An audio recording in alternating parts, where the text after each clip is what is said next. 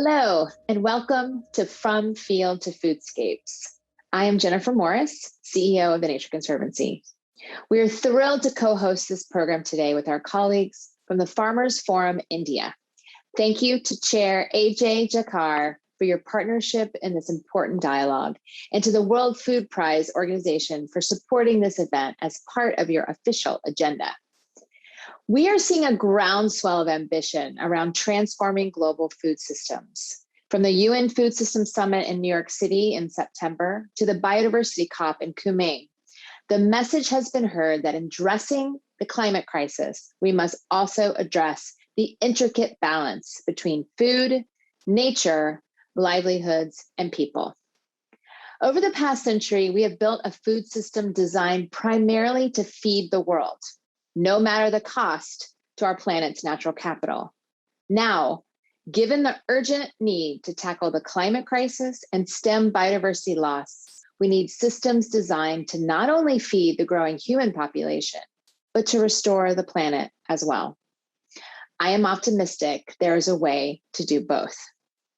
At the Nature Conservancy, we believe that the orientation towards foodscapes is part of the answer and can provide approaches that work across economic, social, political, and environmental boundaries, bridging the gap between global aspiration and local solutions.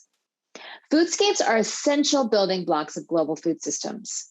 Going further, new science defines foodscape classes, bringing together biophysical qualities and management attributes of food-producing regions around the world. Using this approach, rooted in science, the Nature Conservancy and our partners have mapped the world's foodscapes to create a compelling foundation for integrated systems-level views. My colleague, Dr. Deborah Basio, will share an overview of this work in today's discussion and details of the Foodscape Science Report we recently published. To unlock the potential of this great work, we must work hand in hand with the farming community and organizations like the Food and Land Use Coalition, as well as corporate partners, national governments, and UN agencies like the FAO. Managing the food production transition collectively, while allowing for local methods, is our best hope to aid this global transformation and leverage foodscapes as a powerful catalyst for restoration and regeneration. I would like to sincerely thank the farmers and distinguished panel members joining us today. In this moment, I think we can all agree that we need to hear from farmers first. Transforming how we produce food will only happen with direct contributions from and collaboration with farmers.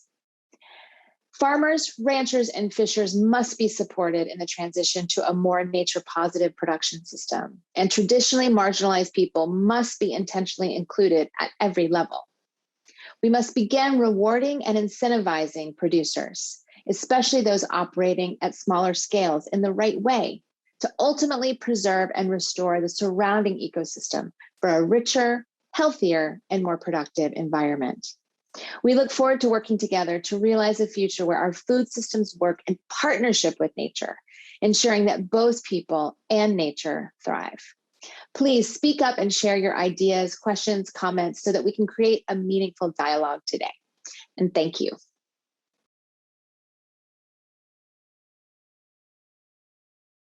Greetings from California, where we're excited about the first rains of the season. Here, we're worrying not only about mega forest fires, but also the devastating consequences of drought and rising temperatures on our highly productive foodscapes. The San Joaquin Valley here in California produces 1/4 of the fruits, nuts, and vegetables eaten in the United States and relies heavily on surface and groundwater for irrigation. Farm workers especially are suffering from the heat. I imagine you all have similar stories playing out in your nearby foodscapes. At the Nature Conservancy, we're keenly aware of the stressors acting on and coming from the food system. We're inspired by global visions, setting out guidance for the needed transformations, and by local examples of the potential for food system changes to simultaneously address the interrelated challenges of climate, biodiversity, health, and equity. We want to help accelerate transition and increase ambition. Into this space, we offer this new work. We started by mapping the world's foodscapes. We see foodscapes as building blocks of the global food system, and we map them using the biophysical attributes and the management systems present in each place. In this way, it takes the world as it is now as a starting point. The global map, seen here, paints a rich, spatially explicit picture of over 80 distinct terrestrial foodscape classes. These classes include the cropland and grazing lands of our food production systems, along with other land uses such as forest, wetlands, and cities. This map emphasizes the diversity of our food production systems, calling for diversity in solution sets. The paradox of foodscapes is that they're both subject to pressures such as climate change and the source of those same pressures. Exploring the state of our foodscapes, we demonstrate that even our powerhouse foodscapes are not immune to the pressures of habitat loss, resource exploitation, climate change, and pollution. Overall, our analysis paints an alarming picture of the widespread pressures on foodscapes today. Here on this summary map, you see that many areas are experiencing not just one, but two or more pressures at the same time. Following the initial mapping, we combined classes into groups roughly representing intensity of both land use, how much area is covered in crops, and intensity of management. You see what pops up in dark green on this map are the bread baskets in North America, Europe, China, and India. We call these foodscapes the intensive production dominant group. Next, we have the mixed mosaic food cultivation group in light green. This group is common in hilly and mountainous areas of all continents. Here, smallholder agriculture, agroforestry, and grazing share space with natural ecosystems, and smaller areas of intensive crop production are common. Scattered food production and grazing in yellow covers a huge area across all continents, tending to be more semi-arid with extensive grazing and less cropland. Now, starting with these same intensity groups, intensive, mixed, and scattered, I want to walk you through another way to explore the attributes of the foodscapes. Here on the left of the diagram, we have the dominant soil type. Because soils are the result of the combined influence of the geology, topography, climate, and vegetation in any particular place, soil type represents a good shorthand for what underlies the foodscapes. It's notable that mollisols, deep, fertile, high organic matter soils, found mostly in the plains, dominate the intensive group, which covers the smallest terrestrial area, as you see on the left side of the diagram. The mixed mosaic group contains most of our tropical soils, such as the oxysols, but also a wide mix of soil types representing the wide range of biophysical conditions.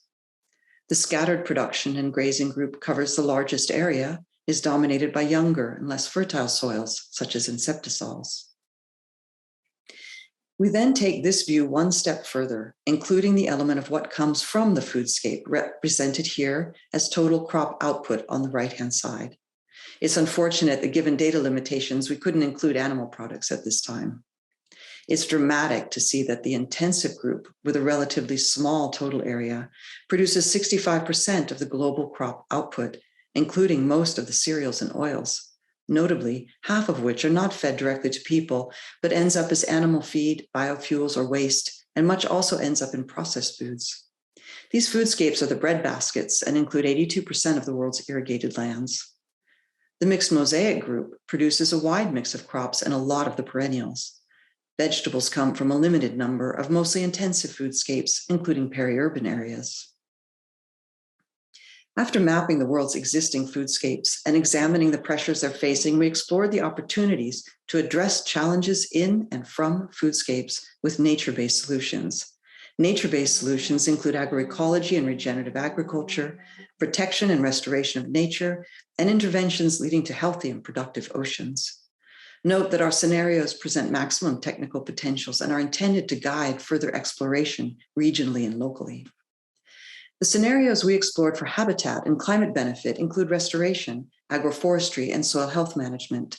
With these interventions, we identified more than 1 billion hectares of land suitable for restoration or biodiversity-friendly agriculture, and up to 14 gigatons of CO2 per year in carbon storage. The largest contributor to these potential outcomes is agroforestry in croplands and grazing lands. We focused here on carbon removal and storage. Of course, emissions reductions in agriculture is also an imperative. Here you see the distribution of the opportunity for silvopasture agroforestry, which is growing trees and improving management and grazing systems. The majority of this opportunity is found in the mixed mosaic group of Foodscapes. We also present the potential for restorative aquaculture, which can simultaneously support food production and restore degraded aquatic environments. Regionally, Australia and New Zealand stand out with the most opportunity, followed by South America and North America. Overall, the potential exists to increase edible food from the sea from between 36 to 74% by 2050 through improved management of wild fisheries and restorative aquaculture. Food from the sea is particularly important from a global food system perspective, given the potential to reduce pressure on land. Okay, the last scenario I'll show you is a really hot topic, nitrogen pollution. It's a threat to people and to nature, and nitrogen surpluses are widespread in intensive agriculture. We developed a scenario by which nitrogen use in agriculture could be cut in half with nature-based solutions. Working within local areas, we calculated first the potential to reduce surplus nitrogen as the lowest hanging fruit, and then the potential for leguminous cover crops to supply nitrogen, then excess animal manure, and finally human waste. This scenario leaves behind a lot of technical potential, especially in recycling urban waste, but we recognize significant barriers to more extensive recycling. With each of our scenarios, from restoration to fertilizer reduction to water management, we've started with the world as it is and do not propose major changes in other aspects of the food system, such as trade, diets, and food waste, that could facilitate even larger shifts in land use. But still, this is not a modest agenda and will require significant investment and action across all sectors. And we're clear-eyed on the limitations of this type of global analysis. They simplify the world and can't address really important things such as socioeconomic issues, social equity, poverty, livelihoods, communities and cultures. To explore local transitions toward nature-based solutions, we also offer a set of local foodscapes. Here we present in detail the actors, the interventions, processes, and economics of transition in particular places. One of the high-level messages from these is that the cost of transition are outweighed by the benefits when both public and private benefits are considered. If you'd like to read more stories, please visit the Foodscapes in Focus section of the report. Going forward, there is so much to do, more science, and especially action to create a nature-based transition on the ground in Foodscapes. This event embodies one of the most important pieces of that, listening to food producers. Thank you for the opportunity to engage with you today, and I look forward to the adventure ahead.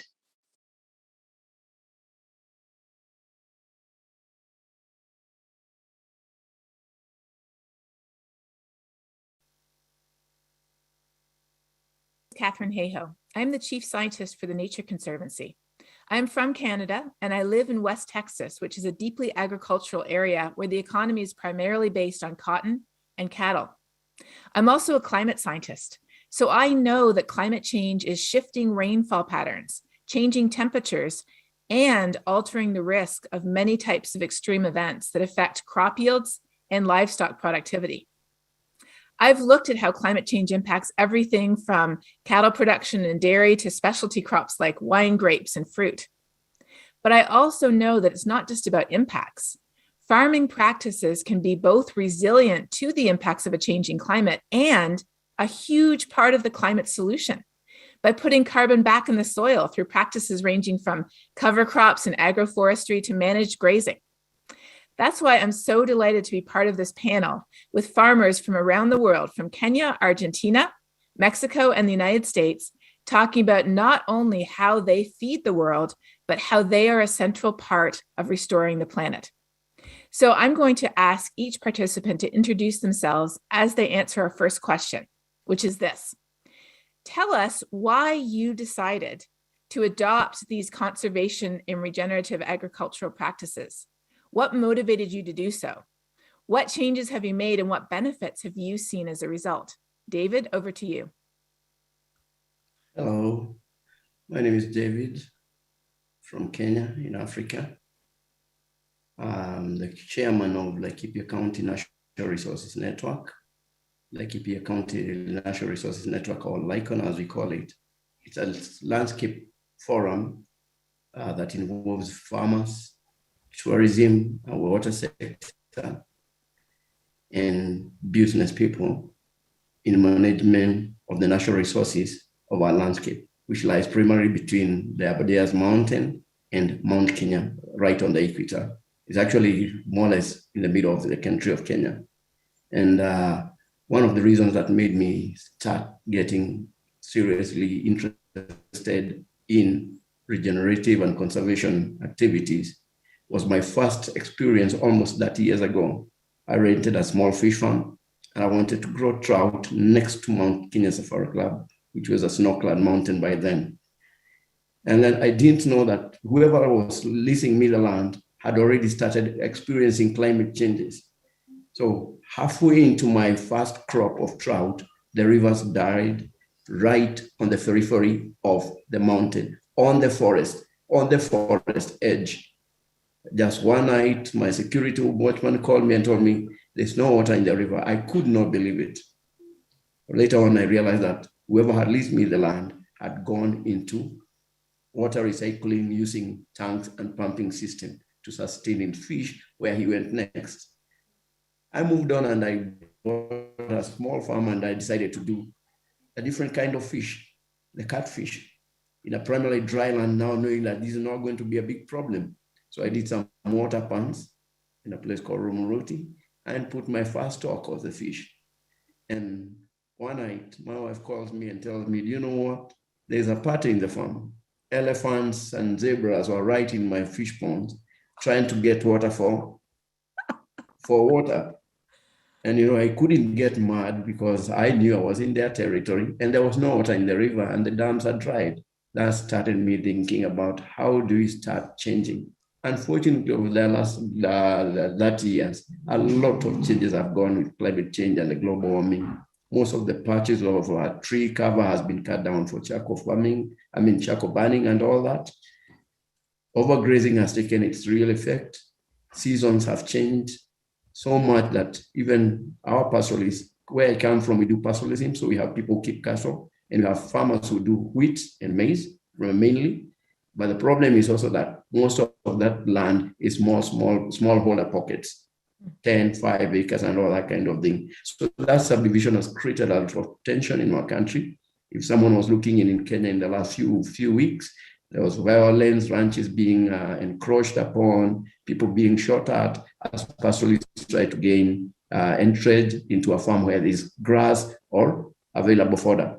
So this has actually brought me to start realizing and what can we do as a network? Because most of the conflicts are brought by farmers as they try to create more land to grow more food and overuse of the farm, the long approaches to use them. So the question was, how do we start changing this? So the discussion we've been is trying to pilot it because even when you talk about it, nobody believes you. So when they see your farm growing, there's weed in your farm and you're not burning it or spraying it, they're just like, why are you keeping the weed? For me, partly it's gonna be fodder for my crops. For my animals. At the same time, it is part of the crop cover. So this is what has actually changed my approach.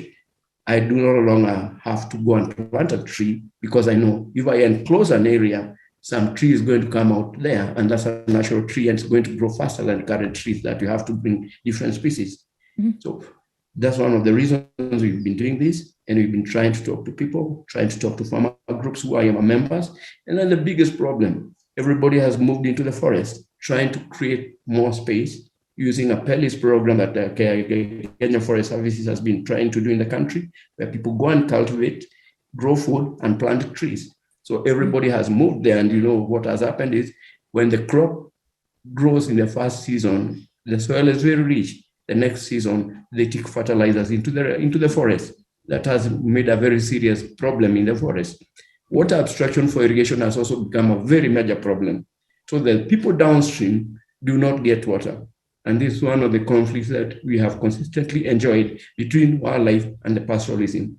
So we really need to find a way how we transform this. So we are telling the pastoralists that you need to start planning how you keep your livestock and how you also do recovery of your forest or tree cover for your fodder, while at the same time trying to see how you use the energy that comes from the cows rather than cutting down the trees.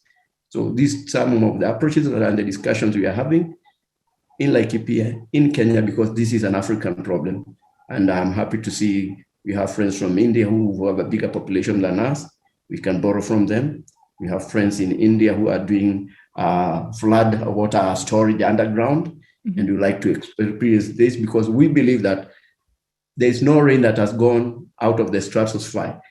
It's still circulating there, but the patterns on when it comes is the problem. So we need to be able to harvest the water when you have it. And there's a big dialogue with that. Now, the policies are skewed. Mm-hmm. Now, how do you translate these policies? Because our policymakers are people, most of them who have grown from the farm. Mm-hmm. Their parents never made a living in the farm. So when they go to government policy, they don't want to go back to the farm. They don't want their parents because their parents they've grown up the hard way. So they forget that and they do different kind of policies. So these are discussions that we've been having, very serious discussion, because the farmer stays down there and that's the end of it. But we need to bring the farmer to a different level, a different scale, where he's not a worker, but he's a businessman with an approach that gives him a holiday at one time in his lifetime. I love that. The farmer needs to be the business person helping to make policies. So, Kristen, you come from a completely different part of the world. You are a farmer in Minnesota on a very different landscape, but introduce yourself to us. Tell us about your operation. What motivated you to adopt these practices and what benefits have you seen? Yeah, thank you very much. I'm really honored to be here with these distinguished people today. Yes, we are from South Central Minnesota, so south of Minneapolis, north of Des Moines.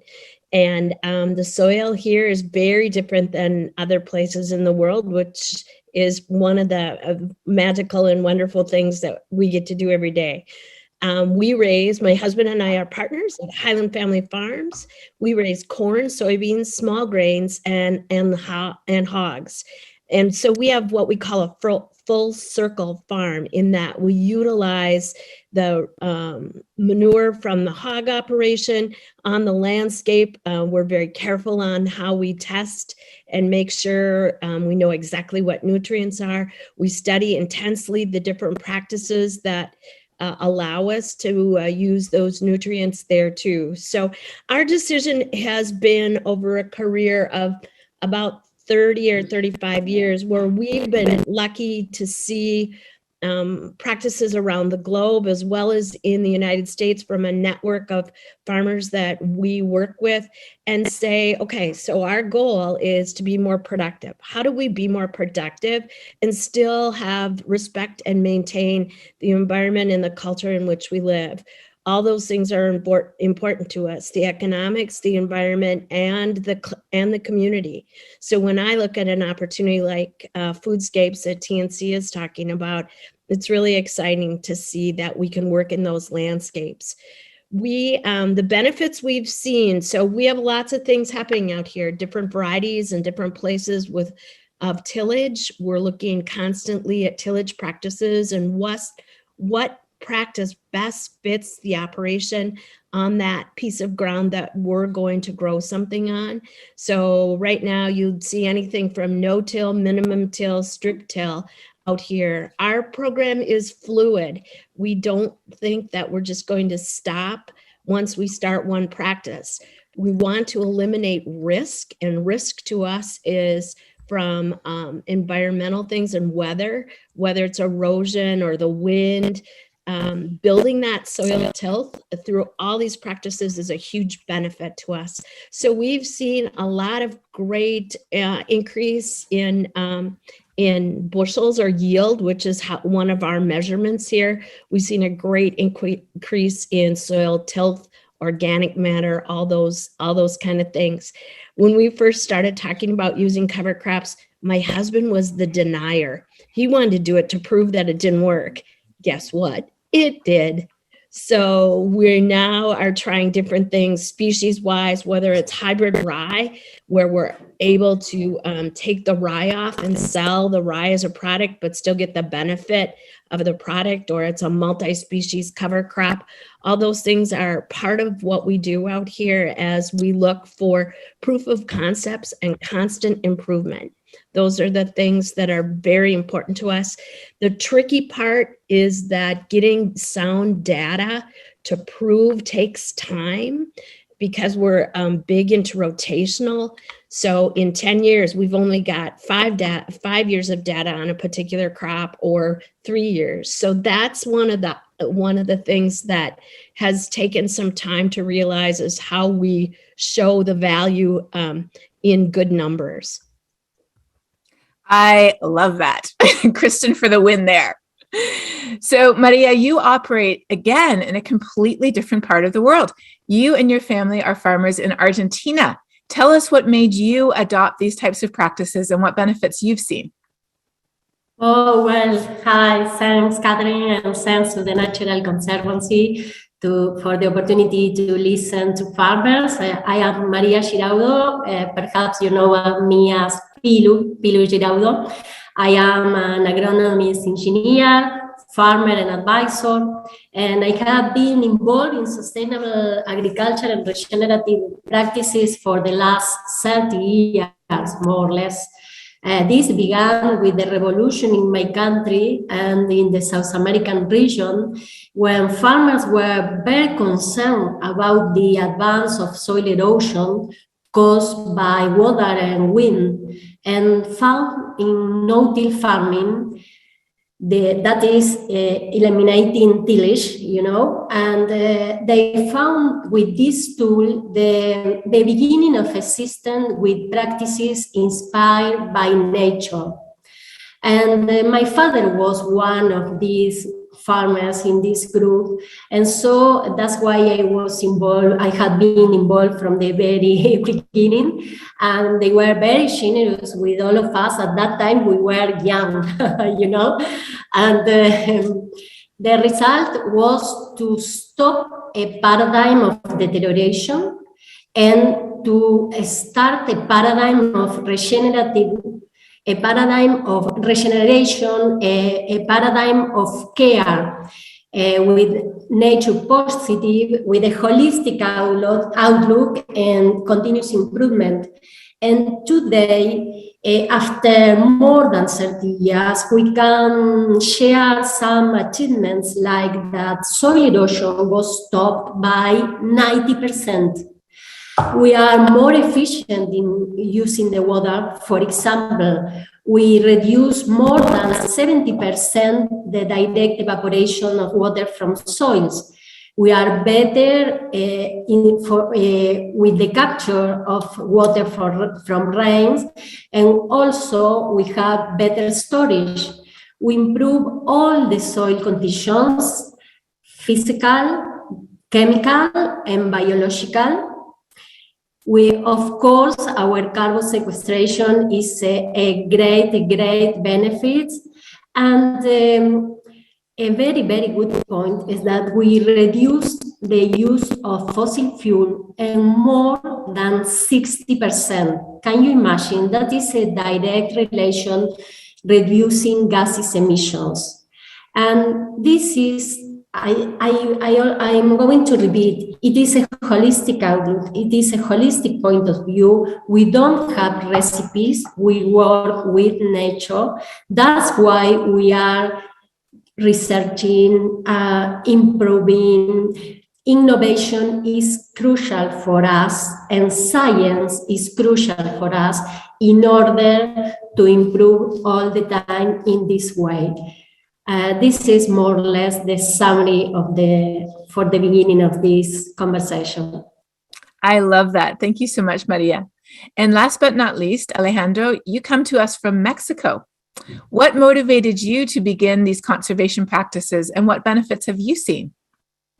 Yeah, thank you, Catherine, for the invitation, and it's an honor to share this panel with my colleagues.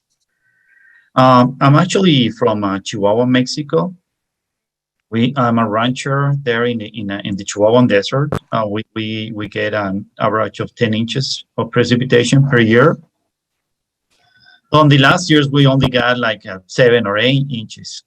So I do remember when I joined the ranch back in 2004, I had some experience during my summer spending time at the ranches on that area. And I really did not like the way things work. Always in this drought mode, dry spell, making money 4 out of 5 years. So I thought that it would be a better way to change things. And I was very fortunate to have some people practicing holistic management in Chihuahua, Mexico. So I got educated, and we start, as Maria says, we're dealing with nature.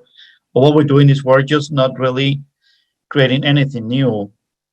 What we're doing is actually mimicking nature. We're mimicking nature, and we're imitating these great bison migrations on these grasslands in North America. And that was my major motivation, saying, okay, how can we make things much better and enjoyable here?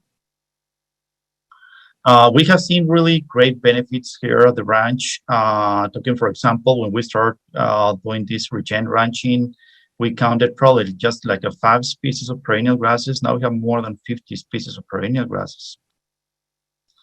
Or infiltration rates, when it rains, it goes from, on bare spots, you can only infiltrate like 2 inches per hour.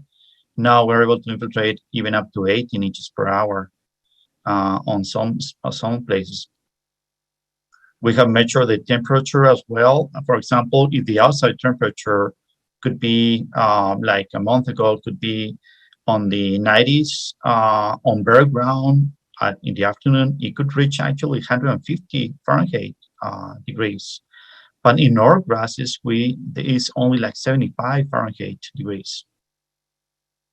It's pretty amazing. If you extrapolate that to the millions of hectares of acres around the world, that's a big issue we have with the climate change.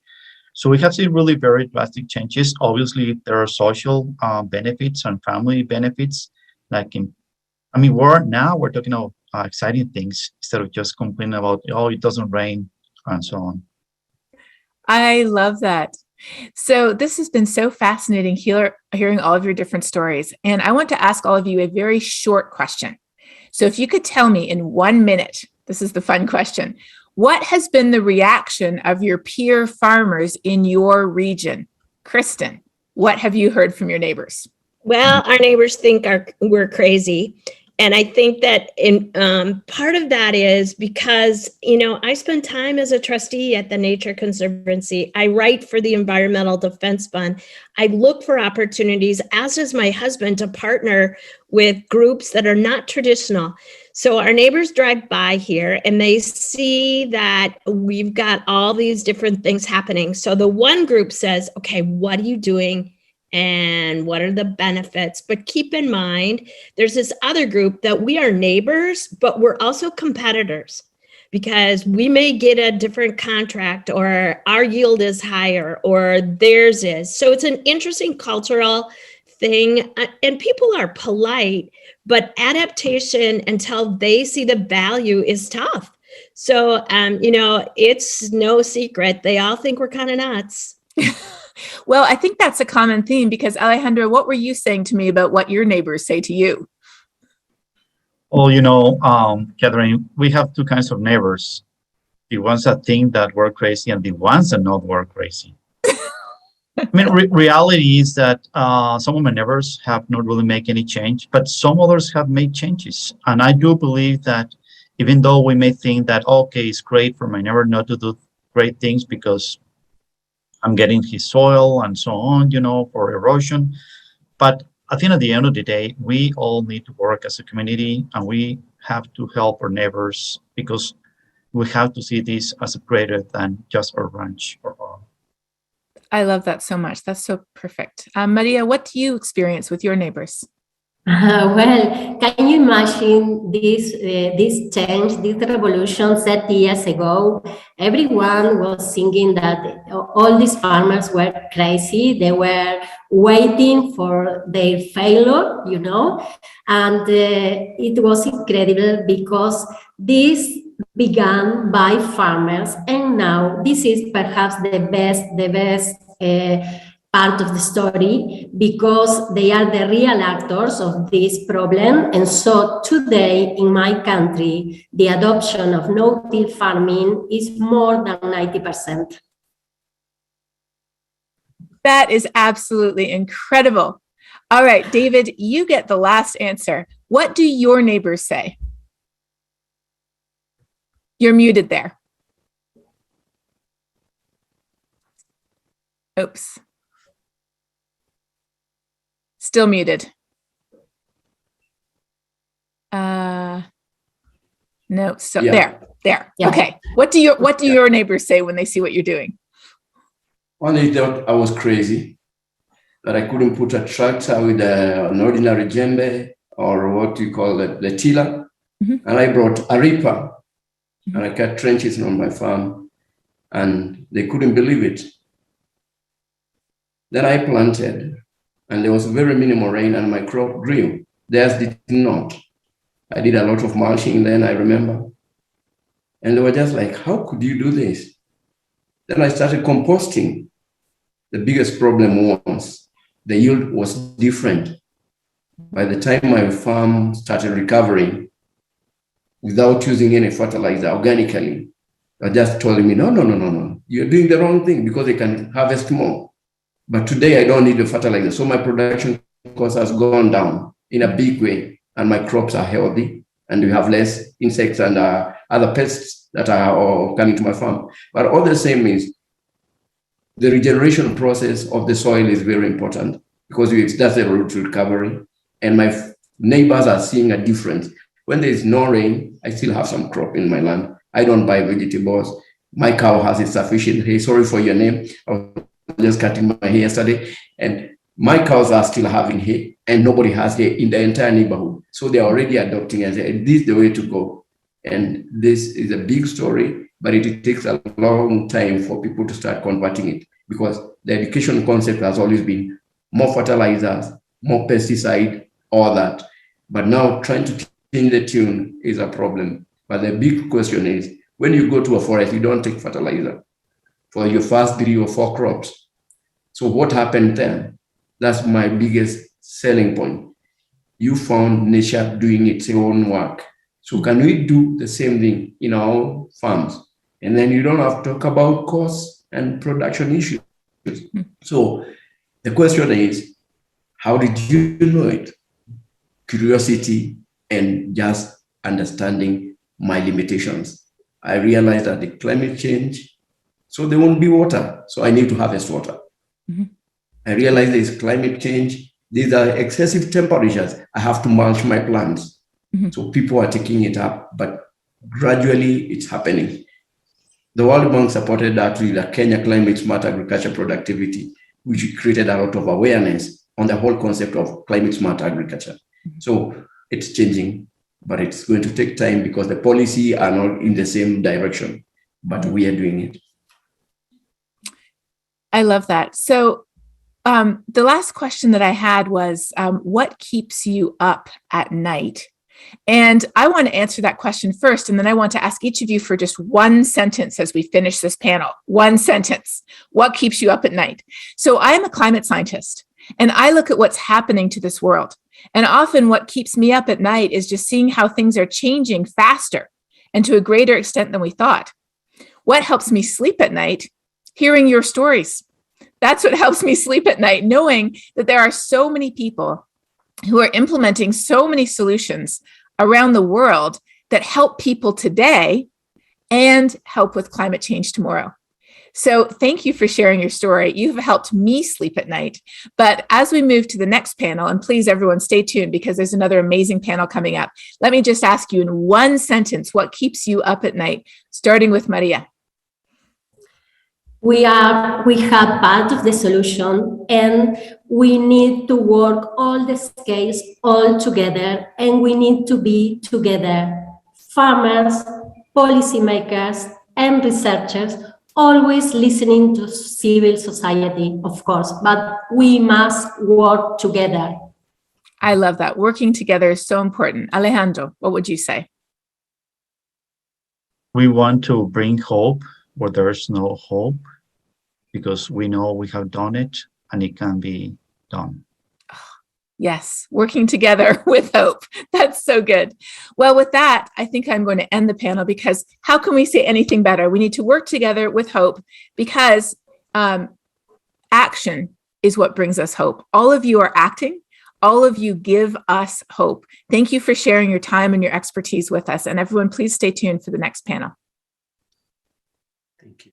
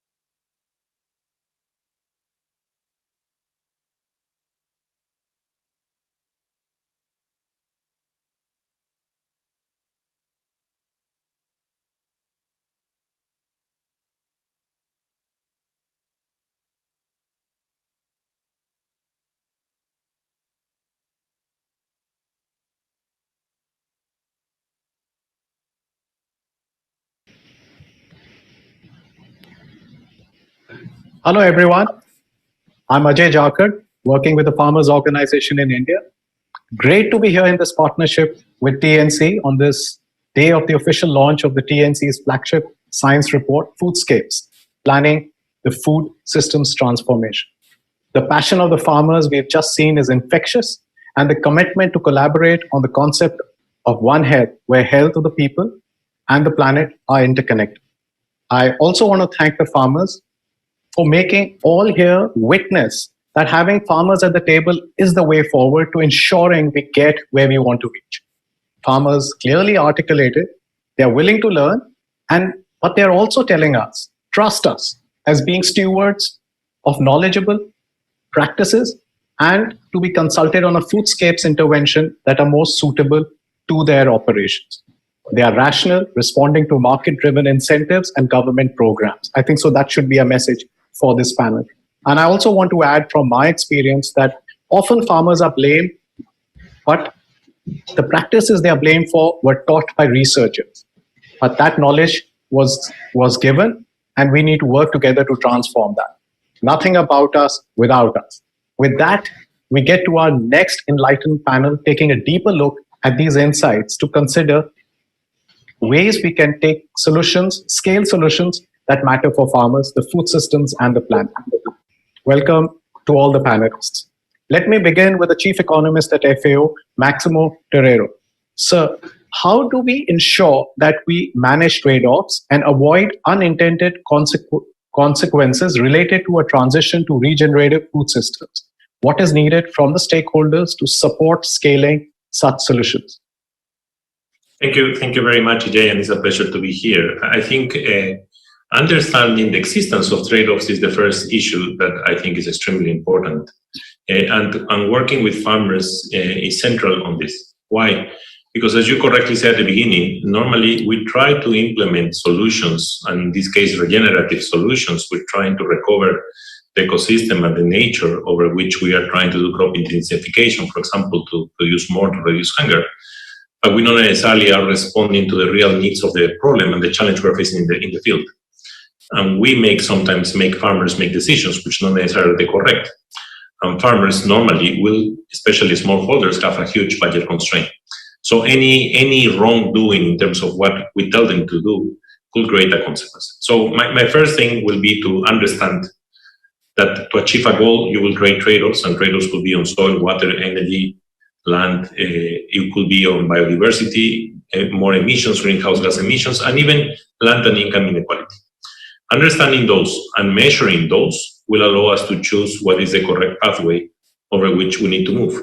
So what is the correct set of decisions that we need to move to be able to make it achieve the objective with the lower trade-offs behind those.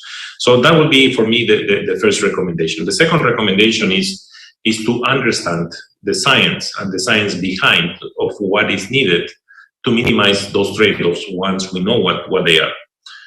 And that science requires to understand, for example, soil characteristics, requires to understand what are the consequences. And there was a very nice presentation about nitrogen and soil maps and the importance of soil maps in those ecosystems. It's really important to understand what are the micronutrients missing in the soils so that the solutions are trying to resolve the problem rather than to creating standardized packages and scaling up standardized practices that not necessarily will respond to the reality of the area that we are working with. That's central, to be able to have that match between the real problem and the solutions to those problems. And finally, and I stop there, Ajay, is cost effectiveness. I think for farmers, bringing solutions to them needs to be cost effective and needs to be a business case behind what we're trying to do. And if there is no business case and there is a sustainability aim behind it, then we need to find the mechanism and the incentives for them to assume that is additional cost. But that's sometimes things that we don't take into consideration, and we make farmers make decisions that will lower the yields, for example, will lower the revenue, and therefore they are not sustainable. So we need to carefully assess those so that we can bring the solutions that needed. Thank you very much. That was insightful. Let's move on. Ellis Golan, you are the Director of Sustainable Development at USDA. USDA is key to a successful transformation, and the question to you specifically is, the actions of governments can be the most powerful driver of food systems transition, as they can change the economics that drives actors in global food systems. How can public policies and regulatory frameworks provide incentives to support the transition of more producers at scale that matter? Thank you, Ajay, and thank you for inviting me to participate in this panel. It's lovely to see some familiar faces, and I'm certainly going to agree with everything that Massimo just said. It is true that governments can play a very important and positive role in helping to incentivize the adoption of climate-smart agriculture and forestry practices. The trick to making sure that such efforts do not backfire, however, is to aim for programs and policies that incentivize the desired outcomes, such as soil health, improved water and air quality, and biodiversity. Programs that don't target outcomes, but instead incentivize particular practices, can be very limited in scope, since not all practices are applicable to all crops or environmental settings. They can also quickly become obsolete, meaning that incentive programs could end up paying for inferior practices that have been replaced with even incentives with an eye to unintended consequences, as we've been talking about. We need to design policies and programs that consider, evaluate, and address the direct and indirect impacts of policy. Those are including social, economic, and environmental impacts across a range of environmental indicators. One reason that I like the holistic landscape approach to sustainability, such as what TNC is proposing, or is launching actually, is that such approaches, all approaches that are place-based and rooted in the social, economic, and environmental landscapes in which they operate, these provide the best chances for lasting success. And those that tap into the creativity, ingenuity, and knowledge of the farmers and ranchers that are actually working the land have the best chances of all. I'm going to just mention very briefly 3 programs that USDA is running that include a place-based approach. The first is the USDA Climate Hubs. These are designed to address the multiple goals of climate-smart agriculture in a place-specific, albeit a large place-specific setting. The Climate Hubs are located in 10 regional centers across the United States. And they emerged because of the recognition that though USDA has made substantial investments in research, data, and tools for climate-smart ag, These resources are often in the format that was not easily transferred or understood by land managers or USDA staff who were actually providing the information. In addition, because climate change affects food, forest, and fiber production across the United States in very different ways that vary by region, the tools developed for one region might not be optimal for another region. By building regional partnerships and through the climate hubs and serving as a convening co-production body, we're working together with the farmers and the ranchers on the land. The USDA climate hubs support the development, interpretation, and provision of compelling, accessible, and regionally appropriate information, support, and tools for those who are actually working the lands in the communities where they live. Recognizing all the constraints that they have working on them. Another example of a place-based approach that USDA has adopted was announced in April this year, or actually is reinforced in April of this year, when Secretary Vilsack announced that USDA is investing $330 million in 85 locally driven public-private partnerships under the Regional Conservation Partnership Program to address climate change and other natural resource challenges. At the same time he made that announcement, the Secretary announced a goal to enroll up to 4 million new acres in the Conservation Reserve Program by raising the rental payment rates, good incentives, and expanding the number of incentivized environmental practices allowed by the program. The Conservation Reserve Program is a very, very powerful tool when it comes to climate mitigation. And the acres currently enrolled in the program here in the United States mitigate more than 12 million metric tons of carbon dioxide equivalent. And if USDA reaches its goal of enrolling additional 4 million acres into the program, it will mitigate an additional 4 million metric tons of CO2 equivalent and prevent 90 million pounds of nitrogen and 33 million tons of sediment from running into our waterways each year. Now, bedrock to all of these USDA programs is good science on the environmental impacts of production practices across regions and landscapes. USDA technical assistance is critical to enable producers to plan and implement conservation practices that are appropriate to their needs. In April, the Secretary announced a new investment in increasing technical assistance capacity for conservation reserve programs of $140 million and investing another $10 million in monitoring, assessment, and evaluation. Without that kind of monitoring and assessment, that good bedrock science, all of our efforts would essentially be flying blind. These are the kind of tools we need to supply to really make sure that farmers who are taking a bet on these types of new approaches are not betting the farm and their households and their livelihoods. Thank you. Great. I like that. Not letting farmers bet their households and their livelihoods. Thank you for that. We'll move on to Earth Rain Cousin. Before you were president and CEO of Food Systems for the Future, you were leading the World Food Program. How can financial institutions across the public, private, and multilateral sectors raise the ambition and drive action towards supporting a transition to nature-positive, equitable food systems that provide healthy nutrition, food for all? Well, AJ, thank you very much for that question. And let me just, first of all, support everything that's been said by the panelists before me. I feel like I'm out of place here with the level of science and expertise that has been demonstrated, not just by the panelists in their comments today, but in the work of each of them that I'm quite familiar with. And the reason I start there is because when we talk about addressing the issues of ensuring the access to opportunity for farmers across the globe, regardless of geography, regardless of income, as it was just stated by Elise, it must be based in science. And the challenge that we have is too often the programs and the new tools that come online are coming online for affluent farmers, for farmers who have access to to the financial capacity to support their ability to invest in new precision agriculture tools, new biological tools that make their farming in context more sustainable and durable, both from an environmental standpoint as well as from an economic standpoint. This is what must change.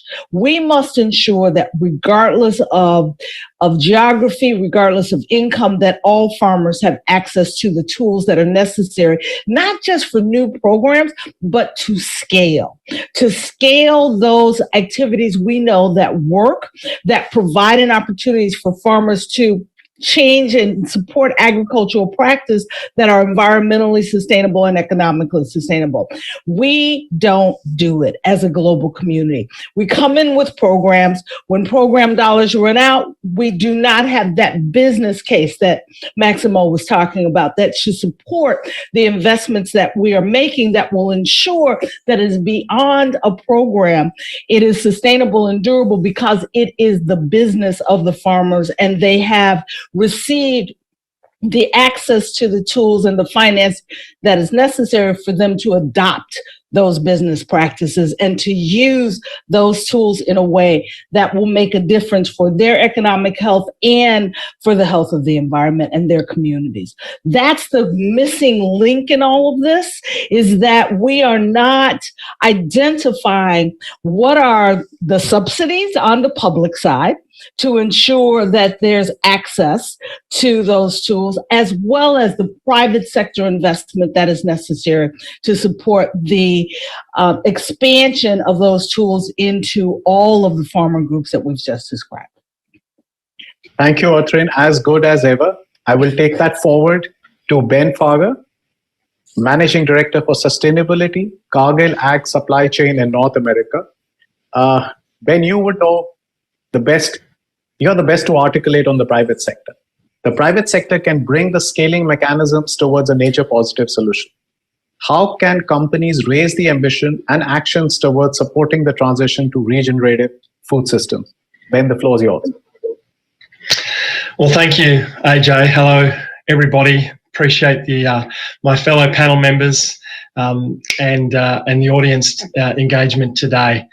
Look, it's a fantastic question, AJ, and certainly from our point of view at Cargill, we are committed to expanding and working with farmers on regenerative agriculture and sustainability initiatives. And for us, if we are to achieve as a globe these sustainability challenges and overcome these sustainability challenges, contribute to them, and also produce food, as has been mentioned by the other panel members, then one thing is clear. We have to work with the people that are managing our land and water resources. And in so many cases, that is our farmers.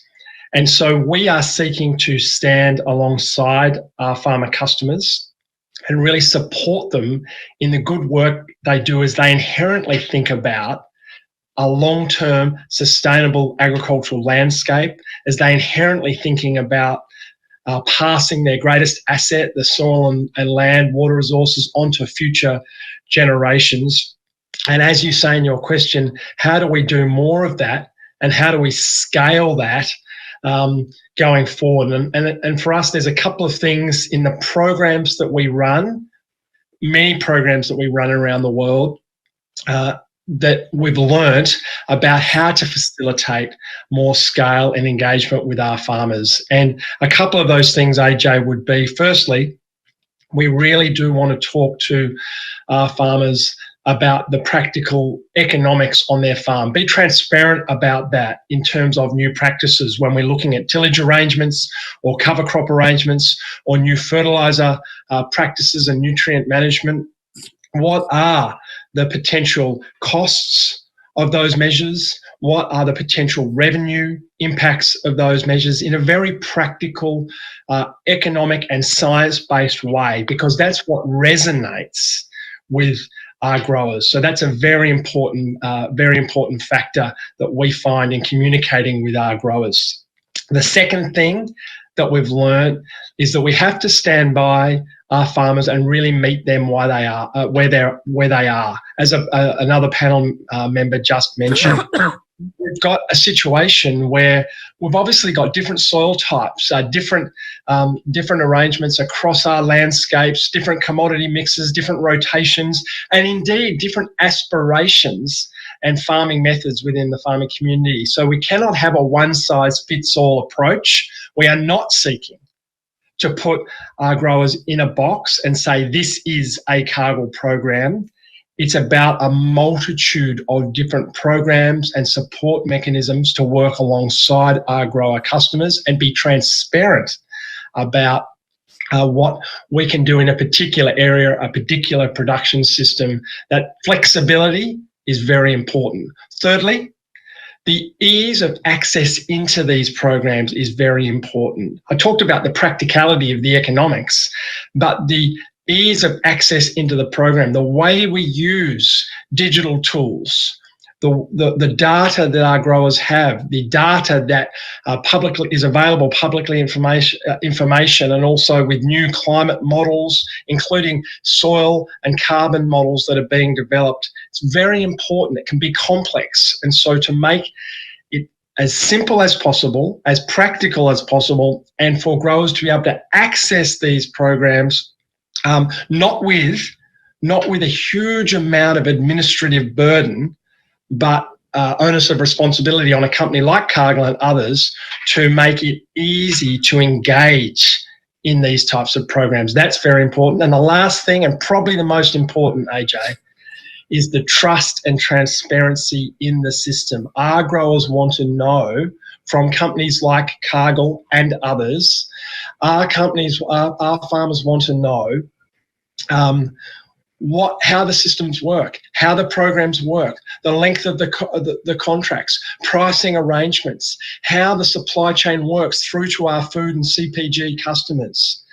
And we want to be transparent about that and about the things we know. And indeed, when you start talking about nature-based solutions and new environmental markets that are being talked about, we need to talk about the things we don't know too. Because, of course, as these markets develop, given they're nascent, there are a lot of things that need to be worked out in terms of protocols and standards and global frameworks. And so that transparency and trust is something that obviously consumers are looking for, rightly. Obviously, companies and NGO organisations and the broader community are looking for, rightly. But our farmers are looking for that too. And that's where there's a real opportunity, including for companies and private sector players like Cargill, to be able to link that information together and provide that type of discussion and discourse. Thanks, Ben. AJ. Thank you, Ben. The message I take is it's really nice that you talk about and bring up the topic of trust and transparency. We need to really bridge that gap, and farmers clearly realize that no transition is possible without the commitment of the private sector. So we'll move on to the next set of questions, and I'll request the panelists to keep the answers precise, so we may have time to take some questions from the audience. So back to the second part. Maximo, I'll just ask you the first question. What is the role of technology and innovation that can play to transition to regenerative food systems? Oh, I think there is no doubt that we need science, technology, and innovation to transform the agri-food systems, and of course, regenerative agri-food systems transformation. And technological innovation and adoption are essential to generate win-win solutions along the triple bottom line of sustainability, economic, environmental, and social. And technological innovations can be applied to support regenerative food system development across the chains from production to consumption, bringing high-yielding varieties and production methods that protect the soil and sequester carbon, water, efficient food processing methods, recyclable packaging materials, novel solutions to reduce emissions in the food supply chain, and methods to collect excess of food and reduce food waste and losses across the production. And for that, we can use digital technologies like the Internet of Things, blockchain, artificial intelligence, and there is a lot of work being done in that topic. And can also be applied to increase the efficiency of sustainability operations. But technologies can in themselves help ensure the triple burden of sustainability? I don't think so. I think that we need something else. And there are two other things that we look very carefully in FAO. One is data and real-time data, and that is very linked to what it was mentioned before, because the only way we're going to be transparent in this process is if we provide real-time data and data to the farmers as well as to the consumers to assure that things are moving in the correct direction. And the problem we observe is that that's not necessarily the case. We don't have the information available, and in many cases, we have a market structure in the agricultural sector which is highly concentrated, meaning very big few companies control significant amount of this technology and innovation. And as a result of that, they also control the data. And here is where I want to underscore the importance of the third element. So it's not only technology, innovation, and data, but there is a third element that normally we don't take into consideration, which is institutions and innovation institutions that we need to have in place to assure that whatever technology and innovation brings is also inclusive. And we call them complements, which are basically governance institutions and human capital. Why? Because human capital can also be a barrier of entry, can also be a mechanism of exclusion that won't allow farmers to benefit from these technologies in an inclusive way. Now, how to set up these institutional arrangements or regulatory arrangements that are needed to minimize the potential concentration or bigger concentration of technology and of information is central, and we need to leapfrog. We need to learn from countries that have already done this, and we need to find ways in which we can do it so that we avoid capture. And that's something that could be at the regional level, could allow us to have some institutional innovations that will help countries which are not so strong right now in terms of institutionality to have a mechanism where they can allow the use of science, technology, and innovation and data in an inclusive way. So the three elements for us are central: innovation and technology based on science, data, real-time data, but institutions or complements that will assure that these are inclusive. It could be that I will slow the pace at which we can move in acceleration of technology, innovation, and data, but it also assures that in the future it's sustainable. And that's extremely important, especially for farmers, because sometimes, especially when they are smallholders, they are atomized, and it's very difficult for them to have the economies of scale to benefit from these technologies. Thank you, Jay. Thank you so much. Maxim, I just want to add as a farmer that I feel science needs to develop further to recognize the value of traditional knowledge in going forward. You know, it's knowledge that's been accumulated over a millennium. Science needs to somehow recognize the value of how it is valuable. But I love your third element about institutional innovation. I mean, that's one of the key things that policymakers don't talk about. Thank you for that. So we move on to the next question. And Ellis, the Paris Climate Summit pledged to mobilize $100 billion per year by 2020 in new and additional funds to help developing countries avoid the climate crisis, the worst effects of the climate change crisis. Should this and can this be purposed for a food systems transition in the global south to fight the climate emergency? So thanks, Ajay. So this is a very difficult question, and I have to admit I'm not going to answer your question directly. This is not my area of expertise, and I think it's quite a difficult question to answer. But what I would like to say is that there has been a very good reframing of the way we're thinking about these global issues. This food systems approach that was so successfully launched at the UN Food Systems Summit has been percolating for quite a long time. But I think it really is truly anchored now in the way that we're thinking about these issues, these problems related to agriculture, food, health, the environment, climate change. You know, we're coming at it with a more integral, holistic approach. And I think that is going to be reflected across the board. I know it's starting to be reflected in US policy, and it certainly, I think, is being reflected in what the UN is doing and setting out in its planning. I do know that the U.S. global food security strategy refresh that will be announced maybe even today, but soon, also embraces the food systems approach. And so they're officially seeing this starting to appear in U.S. government framing of policy. I think this is what Maximo would call maybe an institutional change. In addition, as we're reaching out across different departments of the U.S. government to embrace this type of thinking. I would also like to say it is, I'm going to talk fast, I know we're running out of time, also embedded in a coalition that the U.S. announced at the UN Food System Summit. And this coalition, which is called the Sustainable Productivity Growth Coalition for Food Security and Resource Conservation, or SPG Coalition for short, has the goal of accelerating sustainable agricultural productivity growth. And the coalition is built on two observations. First is that more efficient agriculture and food systems that produce more with less are critical for meeting the world's food needs, alleviating poverty, particularly in the developing world, in shrinking agriculture's environmental impact, and in combating climate change. It's going to be difficult to achieve these goals without productivity growth. But the second observation is that ag productivity growth, while it's necessary, it's not a sufficient solution to get to all these desired outcomes.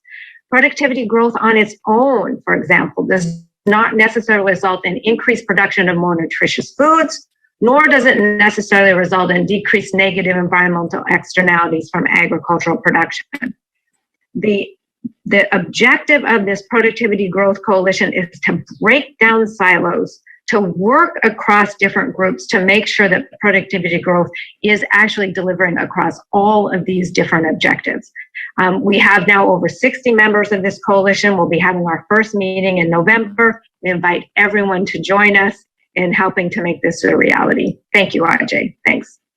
Thank you, Alice, for that honesty. And yes, you are right. The UN Food System Summit has changed the narrative world over to a systems approach. That's been a great victory for the summit. Arthur, to ensure that transition to regenerative food systems is just, equitable, and inclusive, does the food systems require more regulation, transparency, and accountability? I am never one to call for more regulation, particularly as we sit at a global level to suggest what regulations are necessary. Those are decisions that we must encourage policymakers at local and regional level to explore, invest in, and then to design regulations based upon science and data. A suggestion of an agriculture system that is dominated by economic theory and regulatory with suggestions that are designed at global policy making bodies does not provide the support that is necessary to ensure the diverse implementation of systems changes that are necessary to support the very particular needs of any farmers working in particular contexts. Let me take one step back very quickly to the question that you asked, Elise, about the climate commitment of the developed world for supporting adaptation. This is a must. The countries that are most vulnerable to the climate crisis are those that have very little to do with creating that crisis.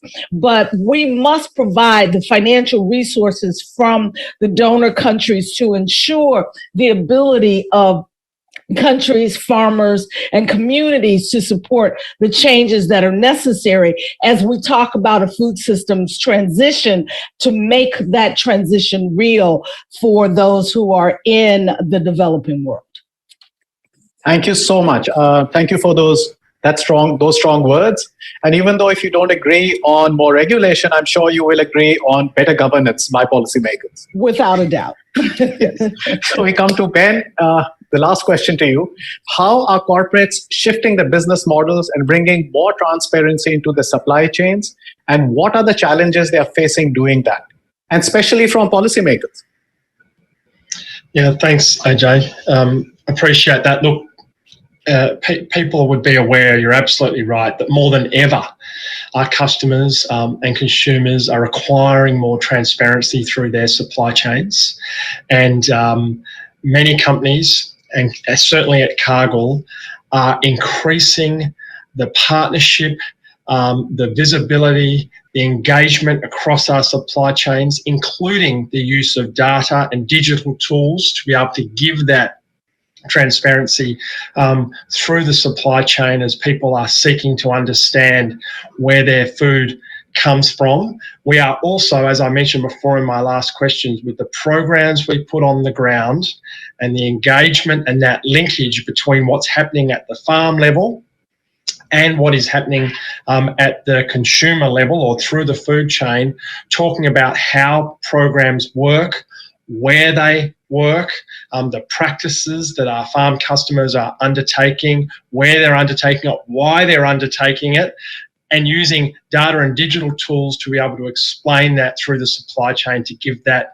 transparency and visibility and understanding and confidence. It is in no one's interests, the growers or our consumer or a company like Cargill, it's in no one's interest to have a breakdown in the trust and credibility of our food system globally if we are to overcome not just the food challenges we have, AJ, but also to meet the challenge of the significant environmental challenges the globe has as well. And so we do need to be transparent about what we do know, and we do need to be transparent about what we're still learning as a global community, and really lean into this challenge together.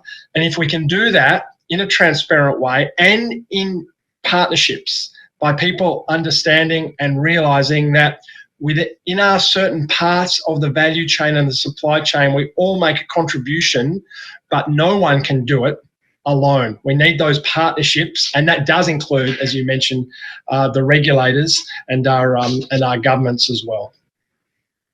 Thank you, Ben. Thank you so much.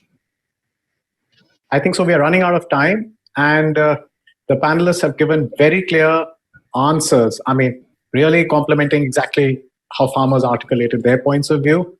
I think it's time to hand over to Saswati.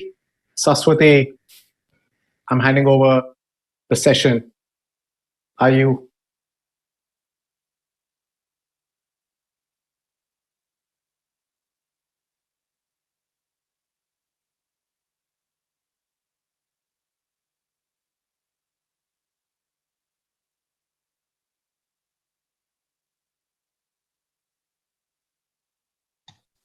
Hello, I'm Sashwati Bora, Global Director of Regenerative Food Systems at the Nature Conservancy. At the outset, I would like to thank all the distinguished panelists, especially the farmer leaders, for an enriching discussion today. As was highlighted today, over the last century, farmers overcame enormous challenges to feed the world, and now they are being invited to be a central solution in restoring the planet. My special thanks to the two co-moderators, Dr. Kathleen Heho and Ajay Virchakar, for skillfully guiding a very insightful discussion today. And I would also like to extend our deepest gratitude to the World Food Prize Foundation and Borlo Dialogues for supporting this event as part of their official agenda, and for Bharat Krishak Samaj for their partnership in this important dialogue. As was mentioned earlier today, we are releasing a flagship Foodscapes science report later today, so please do look out for a release. And the report will lay the groundwork for supporting a transition to a more regenerative food systems that not only nutritiously feeds a growing population, but also restores the planet. You heard from Dr. Deborah Bosio earlier today on some of the main findings from the report, but building on this science, the Nature Conservancy is now planning to work with partners to develop a portfolio of around 12 to 15 foodscapes, where we will focus our energy and our commitment to supporting a transformation agenda where these foodscapes can be a powerful catalyst for restoration and regeneration of nature, while improving livelihoods for producers who depend on these ecosystems. So as Maria Pilu said earlier today, we need to work together. And in these foodscapes, we really want to work with policymakers, local producers, civil society organizations, researchers, and the private sector to accelerate the transition. And as many of the panelists have also noted, to unlock scale by combining science, market innovation, financing, policy tools, and most importantly, the leadership of local producers and global coalitions to support change on the ground. We are already beginning to work on this in Northwest India and Argentinian Gran Chaco, and we would like to invite you to join us as we embark on this exciting journey. Please do get in touch with us if you would like to learn more. And with this, I would like to end this webinar by thanking you for joining us in the discussion today, and look forward to continuing our partnership to work towards food systems that work for the betterment of people and the planet. Thank you.